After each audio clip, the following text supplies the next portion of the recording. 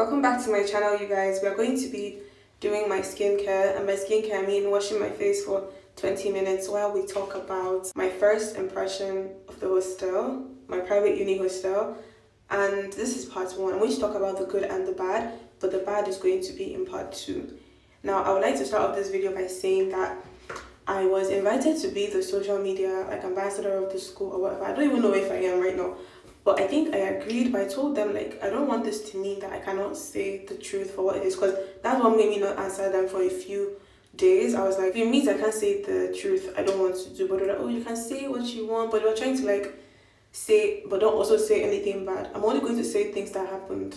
I'm not trying to defame anybody before they rusticate me or me, I don't know, but I'm just going to tell you guys how it is. Another thing that inspired this video is the fact that a lot of people have enrolled their children and are planning to enroll their children to my uni because of me. I get a lot of messages every day from parents saying, my children are going to your school. I swear, parents, how are they on my TikTok? I don't know. How did they find me? I don't know. Why is my tongue so wide? The message that really stuck out to me was the one where she said she doesn't have a lot of money, but she's going to do her best to make sure her child gets the best education. And from what she can see from me, it's my school. And I was like, I mean, I can vouch for the education bit, but the hostel, let me just keep it very real with you guys. I got a call, sorry, but as I was saying, I have really glamorized the school, but let me just keep it straight with you guys, because it's not as it seems. Everything is not black and white. When will I start washing the face? I'm starting now. So let's start with how things were when I first came into the hostel.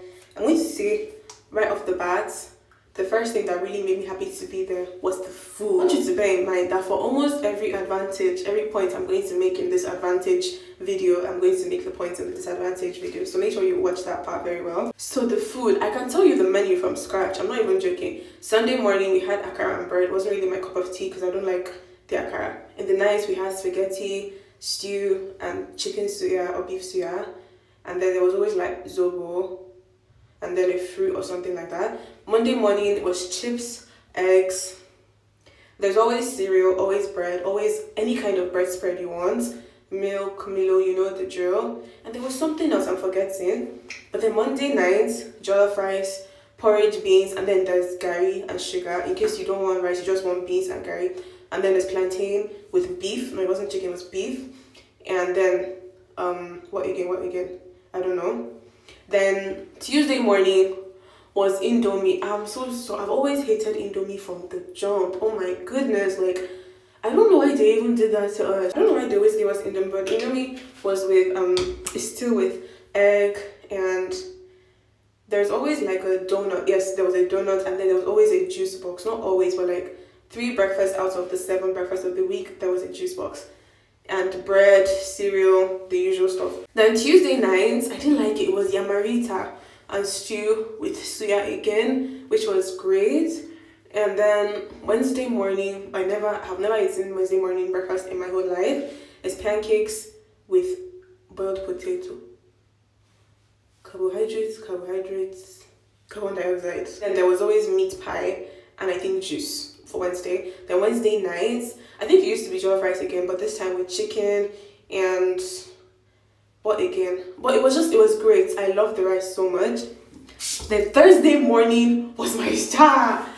I can do some pampu things for Thursday morning breakfast. It was fried yam, eggs, baked beans, sausages, juice. You cannot juice. And bread, and then I think there's always cereal and bread. You just factor that into every breakfast. And then Thursday evening was spaghetti. Yes, white spaghetti. I think it was either white spaghetti or jollof spaghetti. But then it was spaghetti. No.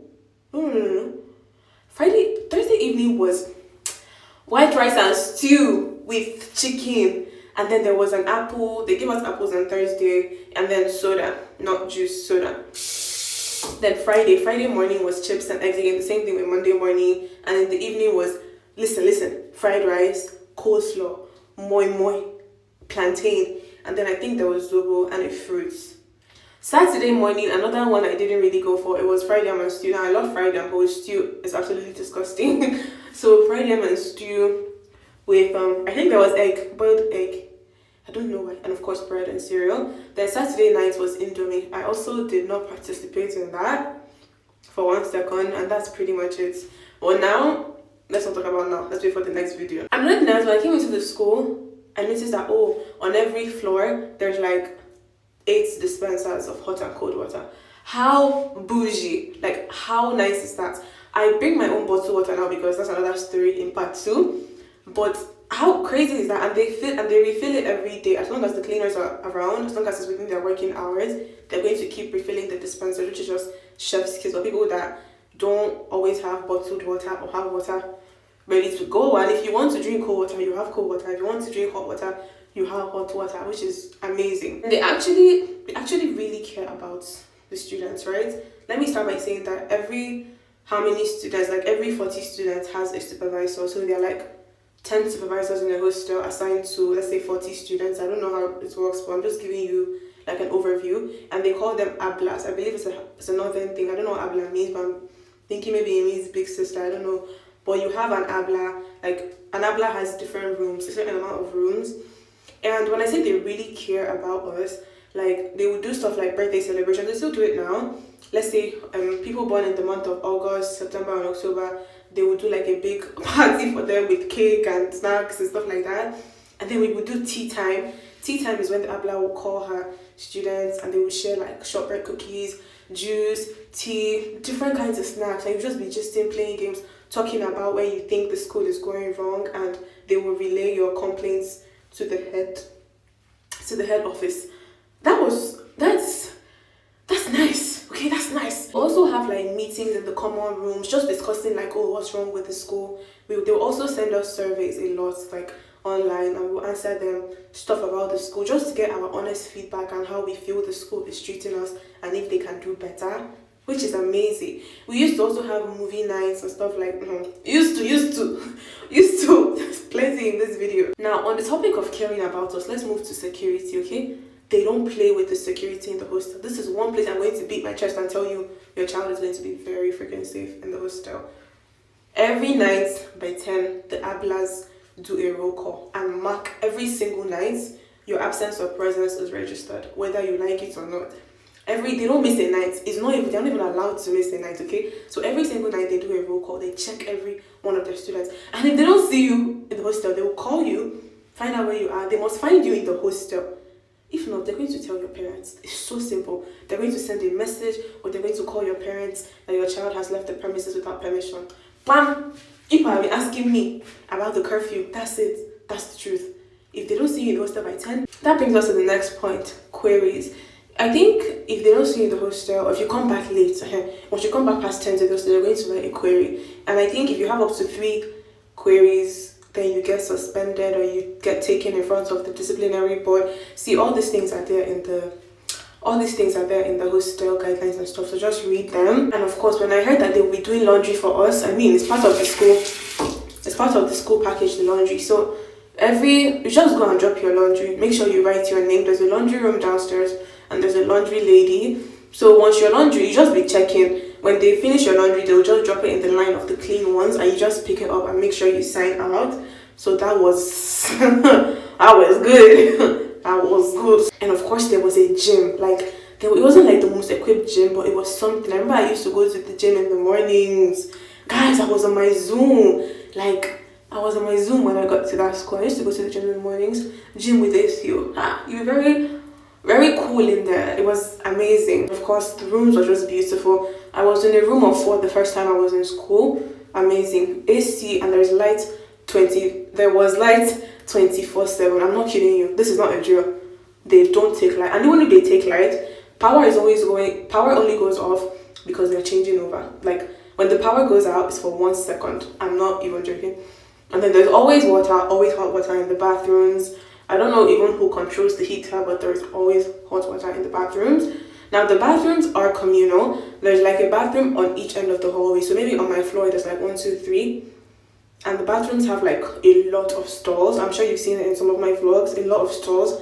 So it's not, don't worry about that. And they have cleaners too that clean the hostel every single day, clean the bathrooms every single day.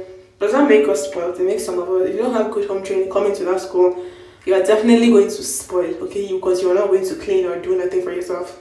You're just there to study and that's it. They clean the bathrooms and take out all the bins, all the bins in the hallways every single day. So if you have any trash, just put it in the dustbin outside your room door and they will take it for you in the morning. Boom, it's gone. And of course there was Wi-Fi. Like Wi-Fi is always on. You pay for that too. It's all part of the package. The food, the Wi-Fi was all part of the package. Was all part of the package. And of course, how did I forget talking about security? There is a CCTV camera everywhere, facing every direction. I'm not joking right now. I think it's one of my vlogs, my first day of school vlog for the semester. You can see a CCTV right there in the back. So don't do anything you don't want to be caught on camera doing, okay? Okay. And then I want you guys to read the rules and regulations of the hostel by yourself. Because the contrabands are crazy now. They don't allow Indomie, they don't allow any kind of razors or scissors or knives, which makes absolutely perfect sense. They don't allow speakers, they don't allow like hair dryers and stuff like that. Just a lot of things. Fridges are not allowed. How do we store our food, you wonder? Meet me in the next video. And they are very strict with their no fighting policy, no disturbance policy. They are not afraid to kick you out. And oh, I almost forgot, I never write it down. They are allowed to search you at any point. They will just burst into your room, open your boxes. And before you enter the hostel, I told you to read the guidelines by yourself, but one thing you must know is that you must do a drug test before you come to the hostel. You're going to do the drug test with the school. So it's not like you go and do it somewhere, bring your result, come back. You're going to do it with the school. And they can also, I think they can also carry out a drug test if they suspect you of doing something. I know a student that has been expelled because she was found doing some, immediate expulsion. So don't risk it. That's a lot of money your parents are spending on you for you to get kicked out of the hostel. And they will not refund your fees because it's part of the policy. You read the whole thing there. So they won't refund that. Also, if your CGPA is below, I think if it's below second class lower, you're also not going to be in the hostel. I don't know if it's second class or third class, I don't know, but make sure you check that. Everything will be there for you. So yeah, I think that's pretty much everything I have to say about the hostel. When I came in, okay? I almost forgot, sorry, outside there are like basketball courts, volleyball courts, so you're always active. You see students playing there in the night a lot. You don't feel comfortable going to the main one where the boys are, because there are a lot of Muslims in my school and this is just how they are. I need you guys to really respect that, because a lot of you have been disrespecting that religion under my TikTok, so better watch out now, because I'm an ally, okay? And then there's a tailor that is outside every weekday. You have to pay the tailor obviously, but just know that there's always a tailor sitting down under the tree outside. If you need to mend something, he's always going to be there. But unless it's Sunday, he's not going to be there on the Sunday. In case you're wondering about the kitchen, meet me in the next video. But you do have a microwave and a fridge. Or meet me in the next video. Meet me in the next video for the microwave and the fridge. And then also, if you have an emergency, something happens to you, your health, your ABLA will call the ambulance, and ambulance is always going to come once an ABLA calls. So if your friend is going through something, having an emergency, just call your ABLA and the ABLA will call the ambulance and you guys will move to the clinic. Like, outside is really pretty. They take care of it so well. The cleaners are doing the best. Like, I always make sure to give them a little tip, even the security at the end of the semester, end of the year, because they're doing such a good job. That place is gorgeous, and I have to admit it's gorgeous. I also have to mention the study rooms. If your room is too noisy, there's like study rooms and common rooms, so you can just go there, put your book, read. They just put one study room upstairs because it was only downstairs before. It has an AC, very chill, very nice. So during exam time, you see a lot of students like really packed in there in the study rooms. That's if you can't read in your room, if you know you get distracted and you need to feel motivated by other people reading around you, just do that. I can't believe I didn't wash it off my face in this whole part 1.